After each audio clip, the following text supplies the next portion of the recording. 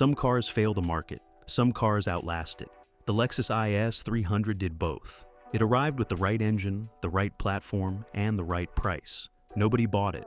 20 years later, manual transmission examples sell for collector prices, and the engine under the hood carries the same credibility as the Supra.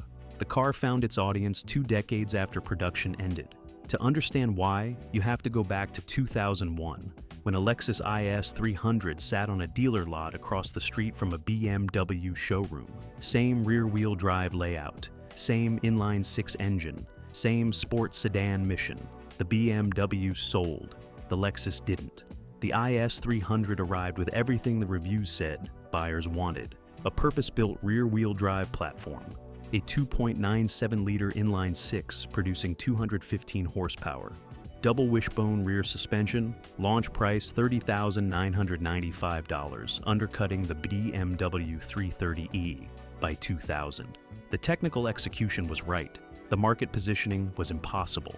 Lexus entered the 1990s with 2 models. The LS400 competed against Mercedes-Benz and BMW flagships. The ES300 was a front-wheel drive sedan derived from the Camry platform. Between them sat a gap. The compact sport luxury segment belonged to BMW. The 3 Series outsold the entire Lexus lineup combined in the mid-1990s. Mercedes-Benz had the C-Class. Audi had the A4. Lexus had nothing. Toyota's product planners received a brief. Build a rear-wheel drive compact sports sedan. Received a brief. Build a rear-wheel drive compact sports sedan targeting BMW 3 Series buyers. The decision to use rear-wheel drive was non-negotiable. The BMW 3 Series, Mercedes C-Class, and Audi A4 were rear-wheel drive or rear-biased. A front-wheel drive platform would not produce a credible competitor. The engineering team received the 2 JZGE inline-six, a purpose-built rear-wheel drive platform, and double wishbone rear suspension. The marketing team received a car that contradicted everything Lexus stood for. Lexus meant isolation from the road. The IS300 put the driver in contact with it. Lexus meant V8 smoothness or V6 refinement. The IS300 had an inline-six that Americans associated with older cars. Lexus meant automatic transmissions and effortless cruising. The IS300 was supposed to be a driver's car. The launch price was $30,995. The BMW 330? I started at $33,000. Lexus undercut BMW on price, but the value proposition was unclear. If you wanted a Lexus, you bought an ES300 for comfort. If you wanted driving engagement, you bought a BMW. The IS300 sat between those choices without a clear identity. The competitive context made it worse. Audi's TT arrived in 1999. The BMW M3 launched in 2001. The compact luxury segment was moving toward higher performance expectations. Toyota's decision to offer the IS300 with a 5-speed automatic only at launch created an immediate competitive disadvantage. The BMW 330i was available with a 6-speed manual from launch. Every review from 2000 and 2001 mentioned the automatic-only specification as disqualifying.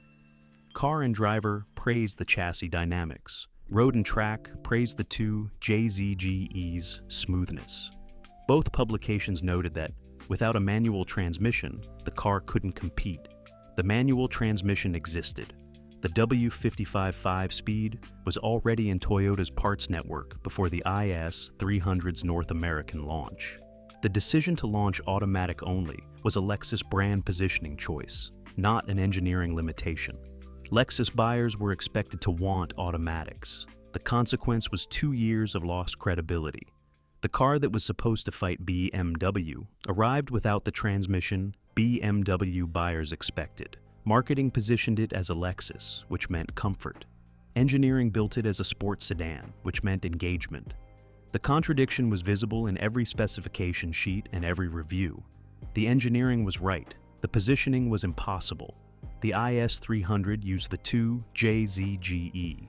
Same iron block inline-six architecture as the Supra. Same bore and stroke dimensions. Same 7 main bearings. 2.997 liters displacement. 215 horsepower SAE net, 218 pound-feet of torque. The Supra connection meant something to enthusiasts. The 2JZG-TE twin-turbocharged variant produced 320 horsepower in the Supra RZ.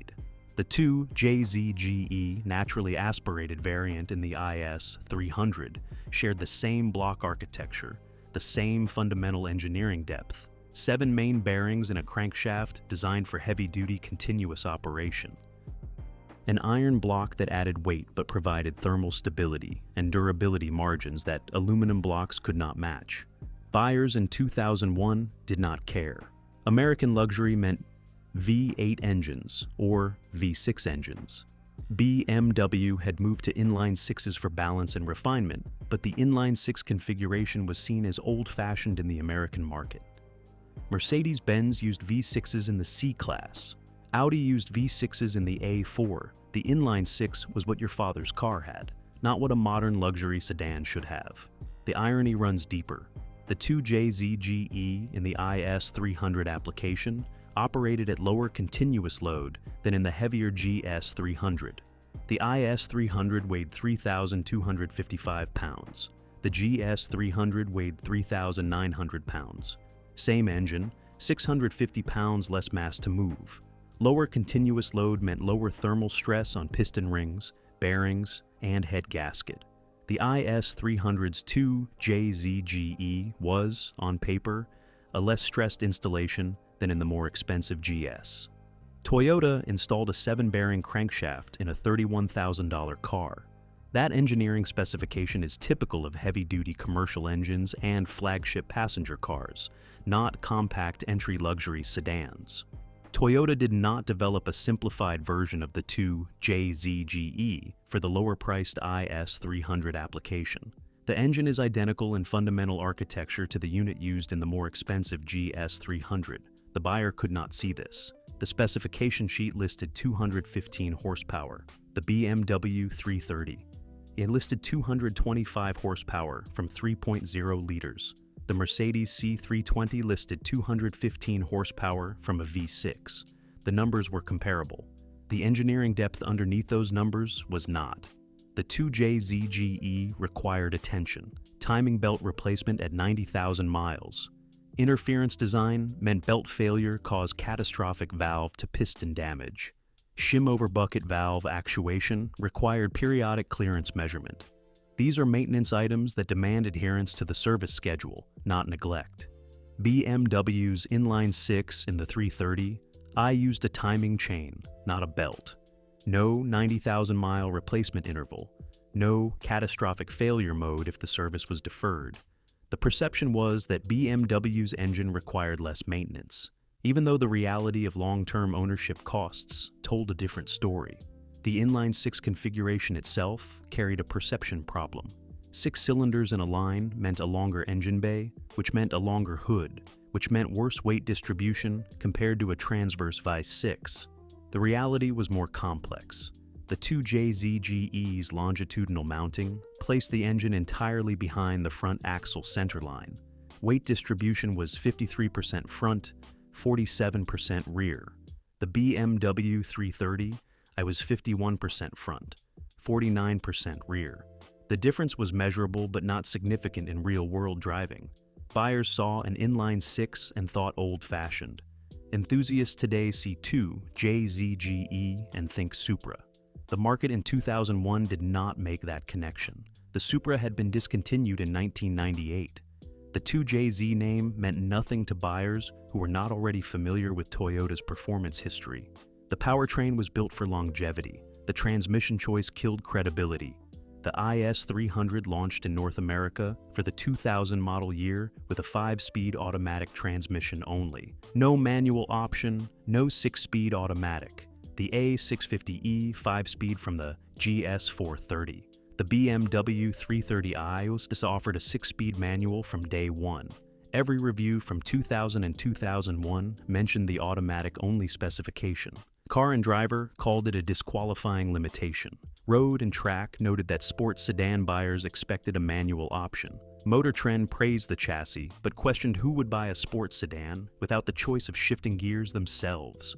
The manual transmission existed before the IS300 launched. The W55 5-speed was already in Toyota's parts bin. Getrag sourced unit, used in other Toyota applications. The transmission that would eventually arrive in the IS300 for the 2002 model year was not developed after launch. It was available. Toyota chose not to offer it. This was not an engineering limitation. This was brand positioning. Lexus buyers were expected to want automatics. The ES300 sold with an automatic. The GS300 sold primarily with an automatic. The LS400 was automatic only. Lexus meant effortless operation, not manual shifting. The consequence was 2 years of reviews that positioned the IS300 as a car that missed the point. The chassis could handle a manual. The engine could handle a manual. The platform was rear-wheel drive with a longitudinal engine and a transmission tunnel designed to accommodate either transmission type. Everything was ready except the decision to actually offer it.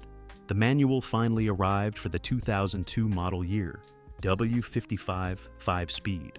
Shorter throw than many Toyota manual transmissions of the period, accurate shifts. The specification that enthusiasts remember when they think about the IS300. The problem was timing. 2 years of production had already passed. 2 years of buyers who wanted a sports sedan with a manual had already bought BMWs. 2 years of reviews had already established the IS300 as a car that didn't understand its own mission. The manual IS300 sedan is what collectors want now. Clean examples with maintenance records and no accident history command premiums in the used market. The specification that should have been available from day one became available after the market had already moved on. Automatic IS300 sedans outnumber manual examples significantly. The majority of production was automatic. The majority of IS300 sedans sitting in driveways today have the A650E, not the W55. Those are the examples nobody wants now. The manual option was minority production from 2002 through 2005. 4 model years. The automatic was standard for 6 model years if you count 2000 and 2001. The car that enthusiasts remember as a manual sports sedan was actually an automatic luxury sedan for most buyers. The W55 5-speed had 5 gears. The BMW 330i's manual had 6 gears. Even when Toyota finally offered the manual, it was already 1 gear short of the benchmark. The decision to wait 2 years meant the IS300 arrived late to a fight it was already losing. By the time Toyota fixed the transmission problem, the interior problem was obvious. Car and Driver's 2000 first drive used one word for the IS300's interior: disappointing. The materials did not match the chassis capability. Soft touch surfaces felt adequate, but not exceptional. Switchgear quality was below what BMW delivered in the E46 series. The round gauge pods looked aftermarket, not factory. They were a deliberate design choice, a reference to vintage sports car instrument clusters, but the execution read as cost-cutting rather than intentional styling. The BMW E46 interior set the benchmark. Tactile quality in every switch. Material consistency across every surface the driver touched. The sense that the development budget had been allocated to the places the driver interacted with most. The IS300's interior did not deliver that. The development budget went to the rear-wheel drive platform and the 2 JZGE powertrain. Those were expensive engineering decisions. Purpose-built rear-wheel drive architecture costs more than adapting a front-wheel drive platform. The 2 JZGE inline-six costs more than a transverse-mounted 4-cylinder. Double wishbone rear suspension costs more than a simpler torsion beam or trailing arm layout. The money went to the parts the driver could not see. The parts the driver could see and touch every day did not receive the same investment. Road and Track noted the interior gap in their comparison test. The IS300's chassis felt more composed than the specification suggested. The steering provided feedback. The suspension controlled body motions without harshness. Then the driver looked at the dashboard and the illusion broke. The consequence was a car that showed its priorities too honestly. Buyers who wanted Lexus expected interior quality to match or exceed the competition. Lexus meant materials, fit, and finish that justified the price premium over Toyota. The IS300's interior felt like a well-equipped Toyota, not a Lexus. Buyers who wanted BMW dynamics expected interior quality to come with those dynamics. The BMW 330i delivered both. The IS300 delivered the dynamics but compromised on the interior. The market did not reward honesty about where the engineering budget went. The round gauge cluster deserves a closer look because it was not arbitrary. Toyota's designers were drawing from a specific reference. The chronograph watch culture of the late 1990s had pushed analog instrument faces back into fashion. Luxury watchmakers were selling the idea that a beautifully legible dial was itself a statement. The IS300's round pods were an attempt to bring that language into a car interior, to make the driver feel like they were looking at something crafted rather than assembled. The execution did not land that way. The pods read as aftermarket rather than intentional. What was meant to feel like a Swiss instrument cluster felt instead like a modification from a parts catalog. That gap between intention and perception defined the whole interior, and it did not take long for the market to confirm it. Altezza-style taillights appeared in catalogs for Honda Civics and Toyota Corollas. The design that Toyota intended as a distinctive sporting reference became associated with cheap modifications. The original design got linked to economy car accessories rather than the car that originated it. The interior was not bad. It was adequate. Adequate was not enough when the competition was BMW. The E46's interior made the driver feel like they were in a driver's car every time they opened the door. The IS300's interior made the driver wonder if they should have bought an ES300 for the same money and gotten better materials without pretending to be something Lexus was not. The car was too honest. It showed where the money went and where it didn't. The chassis and powertrain were right. The interior was not Lexus enough for Lexus buyers and not good enough for BMW buyers. The IS300 Sportcross launched for the 2002 model year. 5-door wagon. Same 2 JZGE inline-six. Same rear-wheel drive platform. Same double wishbone rear suspension. Automatic transmission only. No manual option at launch. No manual option for 2003. No manual option for 2004. No manual option for 2005. The Sportcross was automatic only for its entire production run. The W55 manual that went into the sedan existed when the Sportcross launched. Same driveline architecture, same transmission tunnel, same mounting points. The engineering was not the limitation. Product planning was the limitation. Toyota decided wagon buyers would not want a manual transmission. The assumption was that Sportcross buyers prioritized practicality over driving involvement. Cargo space and rear seat room meant family duty. Family duty meant automatic transmission. The sporting proposition took second place to the practical proposition. Road and Track Sportcross Review noted the automatic-only specification as reducing appeal. The wagon body style suggested versatility. The sport sedan platform suggested engagement. The automatic-only specification contradicted the engagement promise. A buyer who wanted a small luxury wagon specifically because it offered sport sedan dynamics in a practical package could not get the transmission that delivered those dynamics. The small luxury wagon segment was already niche in North America. The Mercedes-Benz C-Class wagon existed but sold in low volumes. The BMW 3 Series wagon would not arrive until later. The Audi A4 Avant competed in the segment, but was not a high-volume product. Toyota was entering a small market with a product that excluded the subset of that market most likely to want what the IS300 offered. The Japanese market had the answer. Toyota did not export.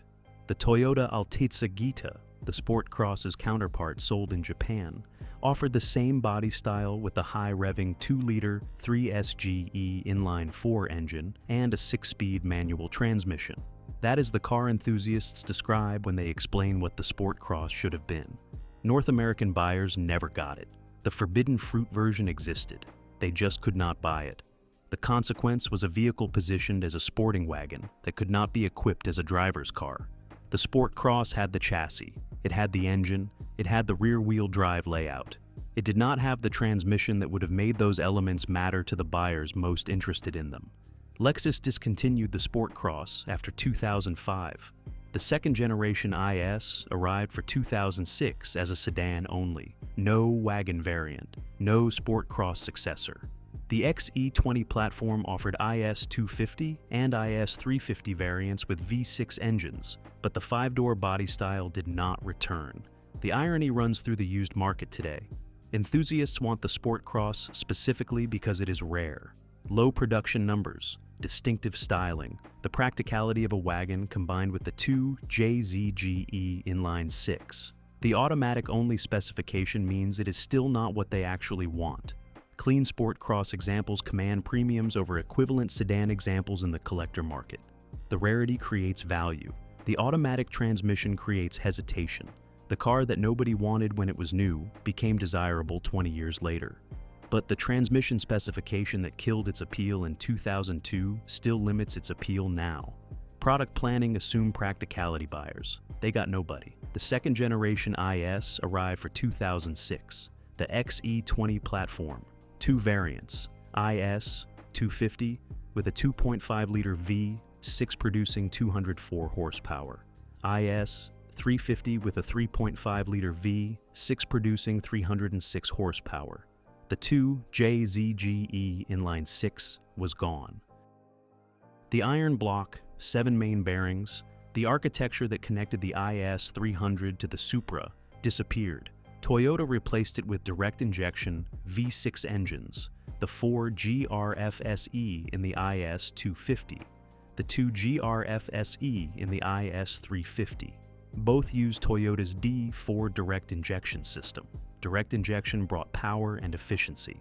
But the long-term ownership picture looked different from the specification sheet. The interior quality improved massively. Toyota addressed the criticism everyone could see. Material quality matched BMW's benchmark. Switchgear feel improved. Soft touch surfaces covered more of the cabin. Fit and finish met Lexus standards. The gap that car and driver noted in 2000 was closed by 2006. The manual transmission was still not available on the IS350 at launch. Only the slower IS250 offered a manual option. The pattern continued. The performance variant available only with automatic. The slower variant offering a manual. BMW offered manuals on the Performance 3 Series variants. Lexus offered the manual on the variant buyers did not want for performance. Toyota responded to interior criticism, not dynamics criticism. The reviews from 2000 through 2005 praised the chassis and criticized the cabin. The XE20 fixed the cabin. The chassis became softer, more isolated, more Lexus. The steering lost some feedback. The suspension prioritized ride quality over body control. The car became more comfortable and less engaging. The pattern reveals the decision. Fix what reviewers write about, not what drivers feel. Interior quality is visible in photographs. Journalists can describe material feel in written reviews. Chassis dynamics require seat time and comparison driving to communicate. Toyota fixed the problem that was easier to photograph. The third-generation IS arrived for 2014. The XE30 platform added hybrid variants for certain markets. The IS300H used a 2.5-liter 4-cylinder with an electric motor. The inline-six was gone entirely. The manual transmission was gone entirely. The IS became a comfort sport sedan instead of a driver engagement car. Each generation moved further from what the XE10 represented. The first-generation IS300 prioritized chassis and powertrain over interior and features. The second generation balanced those priorities. The third generation prioritized comfort and technology over dynamics. The trajectory shows what the market rewarded. The consequence runs through the used market. Manual IS300 sedans from 2002 through 2005 are collector items because nothing replaced them. Lexus does not currently sell a compact rear-wheel drive sports sedan with a manual transmission and an inline-six engine. That specification ended in 2005. Buyers who want it now pay premiums for 20-year-old examples because the new car market does not offer an equivalent.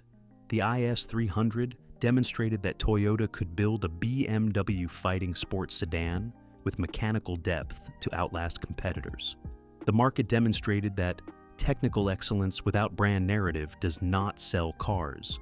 BMW sold the 3 Series on driving engagement because that was what BMW meant.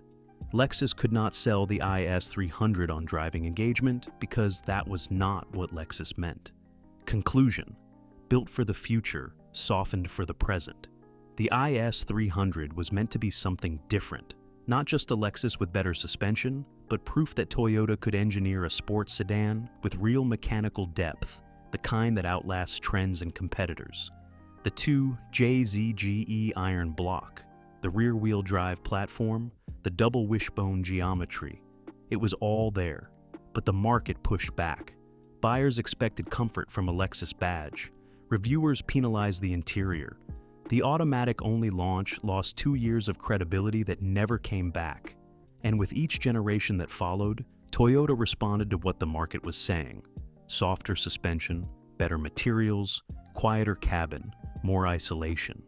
The sporting intent quietly disappeared beneath layers of refinement. That is the real story of the IS300. Not that it failed, but that it was right about what it wanted to be, and then spent the next 15 years becoming something else entirely. The technical depth that made it special was not lost by accident. It was traded away, one comfort upgrade at a time, for buyers who were never going to choose it anyway.